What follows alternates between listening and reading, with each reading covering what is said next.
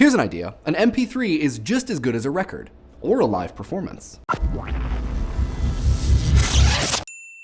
This old gem. The age-old debate, well, 20-year age-old debate, that a vinyl record is better than an MP3. The sides of the debate are impassioned, destined to meet time and time again on the field of sonic battle, exclaiming, "It just doesn't sound that good." Both sides of the argument have their points. Record collectors say that MP3s sound flat and compressed and just bleh. But records aren't portable and they require care and a mountain of gear to play. But as the conventional wisdom goes, at least, records sound better.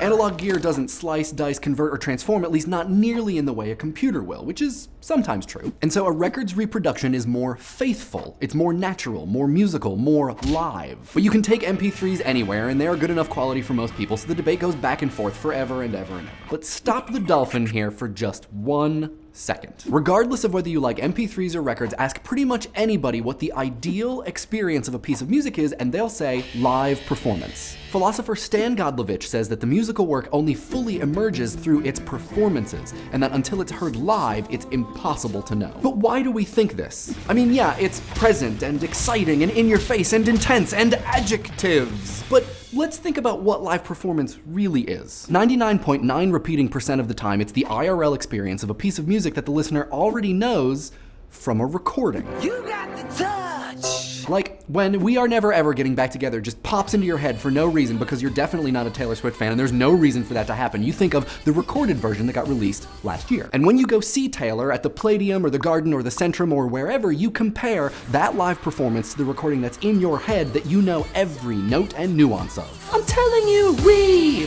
are never, ever, ever getting back together.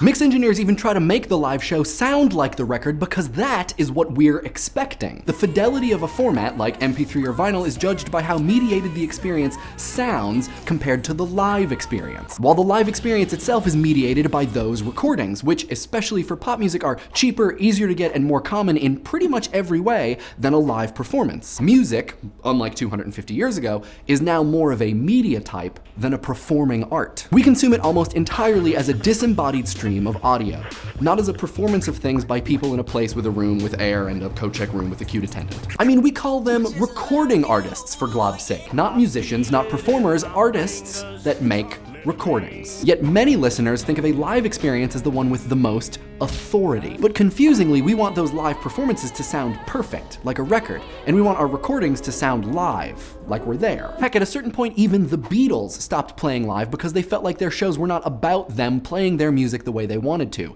The studio was where they could express themselves. In her book, Scripts, Grooves, and Writing Machines, media historian Lisa Gittleman talks about the difference between reality and realism. Here, reality is the IRL performance, while our media has a constructed realism. They have been nudged, edited, and polished to sound real and correct. And as a quick aside, this all takes on a very different meaning when the pop star is factually a media construction. So when you go see Bruno Mars or even Peter Brötzmann live, in reality, you are in some sense expecting parts of that constructed realism. It's sort of like if you go see the Mona Lisa, you might be kind of disappointed that it's just this small, sort of well done picture of a lady. Your experience of the Mona Lisa, the Scream, or maybe even Mount Rushmore is mediated by all of the times you've seen the Mona Lisa, the Scream, or Mount Rushmore, but not actually seen them. And if the reality doesn't match up to the realism constructed by the media, then, oof, the Brooklyn Vegan review of the Mona Lisa live would be brutal. This is why the argument about the qualities of formats like MP3s, FLAC, vinyl, tape, 8-track, and minidisc is really tough. Sure, one might sound better, but sound better is a really wobbly pedestal to put something on. It's built upon a shifty idea of quality that's concerned with imitating a thing that imitates another thing imitating that first thing. It's an imitation Ouroboros, sort of like a imitoroboros.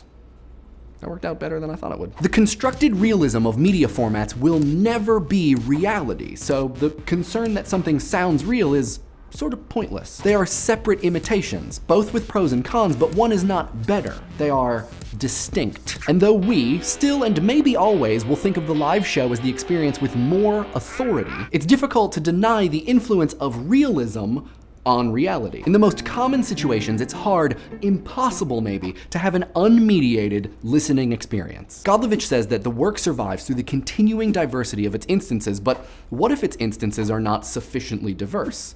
It must then survive based on something else. And maybe that something else is the constructed realism of the recording. What do you guys think? What is the relationship between a performance and a recording? And do formats change that relationship? And your friends talk to my friends, talk to your friends, please subscribe. Did you guys know that the first dictionary definition of artful means tricky? Because we certainly didn't. Let's see what you had to say about art and video games. So there were 5 games that came up a lot in the comments that people think should be considered great works of art. So we're gonna talk about those right now. So a lot of people felt strongly that Journey is a very effective video game and great work of art, which I am totally on board with. It looks incredible, it's really experiential, and the ending part where you go up the mountain randomly paired with someone else is just, it's kind of beautiful. A lot of people also felt strongly about Limbo, which is this really dark, puzzle-heavy platformer where you're a little kid trying to save his sister. I don't know how I feel about Limbo because to me, scaring people is always kind of a shortcut to getting a reaction, but I will say that Limbo is beautiful. It looks amazing, so it has that going for it. The next game that came up a lot was Shadow of the Colossus, which I think if I could go back and redo this list, I might replace Final Fantasy VII with Shadow of the Colossus. It really is, it's an amazing game that is deeply effective. A lot of people also felt really strongly about Braid being an effective work of art, which it has this great marriage of game mechanic and narrative. So yeah, totally. And finally, a lot of people talking about the Walking Dead game, which I've never played, but a lot of folks seem to be deeply emotionally affected by it. So I will add that to my list of things. As long as it's not like Heavy Rain.